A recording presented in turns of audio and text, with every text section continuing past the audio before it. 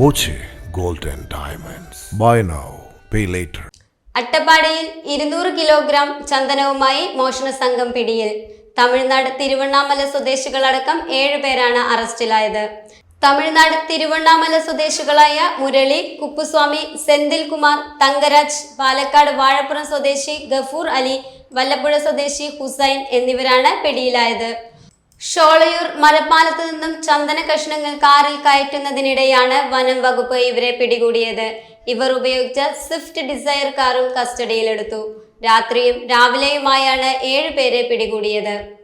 അട്ടപ്പാടി മേഖലയിൽ അഗളി റേഞ്ചിൻ്റെ പരിധിയിൽ വെച്ചിട്ട് 7 പ്രതികളെ, വലിയ ചന്ദന കച്ചവടം നടത്തുന്നതും വെട്ടുന്നതുമായിട്ടുള്ള 7 പ്രതികളെ പിടികൂടി. അവരുടെ കയ്യിൽ നിന്ന് 200 കിലോയോളം ചന്ദനവും പിടികൂടിയിട്ടുണ്ട്. പട്ടായതും അതേപോലെ ഒരു കാറും പിടിച്ചെടുത്തിട്ടുണ്ട്. എനിക്ക് തോന്നുന്നു ഏറെക്കുറെ ഈ കേരളത്തിൽ തന്നെ വലിയ ശൃംഖലയിൽപ്പെട്ട കണ്ണികളിൽപ്പെട്ട ആളുകളാണ് അതിൽ പിടിച്ച 2 ആൾ. 1-ാം പ്രതിയായിട്ടുള്ള ഹുസൈനും 2-ാം പ്രതിയായിട്ടുള്ള ഗഫൂർ അലിയും. അവർ സ്ഥിരം ചന്ദന കച്ചവടം നടത്തുന്ന ആളുകളാണ്. ഇത് തന്നെയാണ് അവർ ചന്ദന കച്ചവടം തന്നെയാണ് തൊഴിൽ.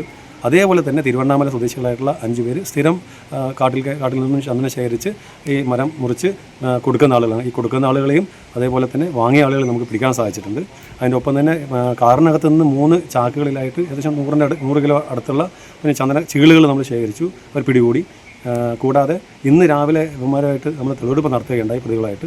ഈ പ്രതികളുമായി നടത്തിയ തെളിവെടുപ്പിൽ വെച്ചിട്ട് കൂടാതെ 100 കിലോയോളം കാട്ടിനകത്ത് ചാക്കുകൾ 4 പ്ലാസ്റ്റിക് ചാക്കുകളിലായിട്ട് നമ്മൾ റിക്കവർ ചെയ്യാൻ സാധിച്ചിട്ടുണ്ട്.